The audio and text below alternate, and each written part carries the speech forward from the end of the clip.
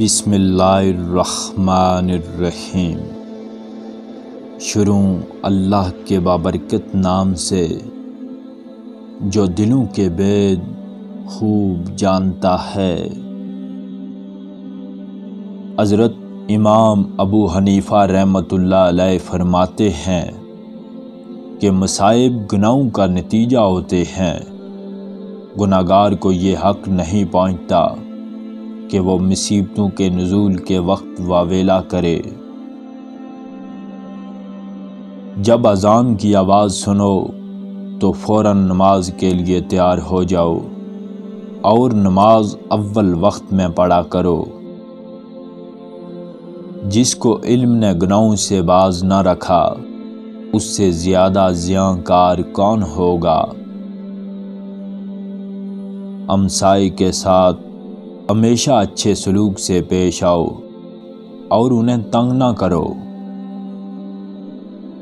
یاد رکھو، اگر روٹی کا ایک ٹکڑا اور معمولی سا کپڑا امن و عافیت سے مل جائے تو وہ اس عیش سے بہتر ہے جس کے بعد ندامت ہو۔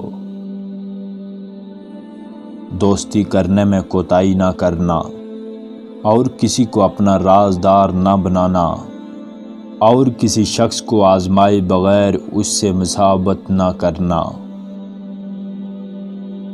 عام اور معمولی درجے کے لوگ اگر مناظرہ کرنا چاہیں تو ان سے اعتراض نہ کرو۔ جو علم کو دنیا کمانے کے لیے حاصل کرتا ہے، علم اس کے قلب میں جگہ نہیں پاتا۔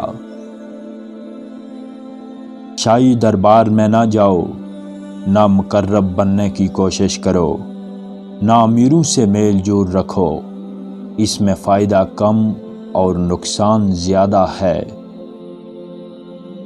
لوگوں کے ساتھ حسن سلوک سے پیش آنا چاہیے، اس طرح غیر بھی اپنے بن جائیں گے۔ بازاروں میں زیادہ نہ پھرو اور نہ چلتے چلتے راستے میں کوئی چیز کھاؤ۔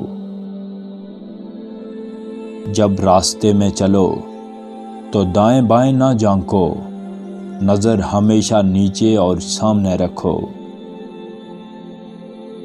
اگر کوئی تم سے بدسلوکی کرے تو اس سے درگزر کرتے ہوئے اچھا سلوک کرو اور ہمیشہ بھلائی کی تعلیم دو۔ سب سے بڑی عبادت اللہ پر ایمان اور سب سے بڑا گناہ کفر ہے۔ کسی پر اعتماد شخص کو اپنا ہمراز بناؤ تاکہ وہ لوگوں کے معاملات کی صحیح خبر تمہیں دیتا رہے۔ کہیں فساد کی اطلاع ملے تو فوراً اصلاح کی کوشش کرو۔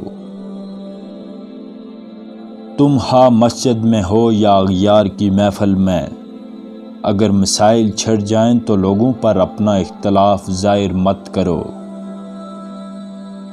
زیادہ ہنسنے سے اعتراض کرو کہ زیادہ ہنسی دل کو مردہ کر دیتی ہے۔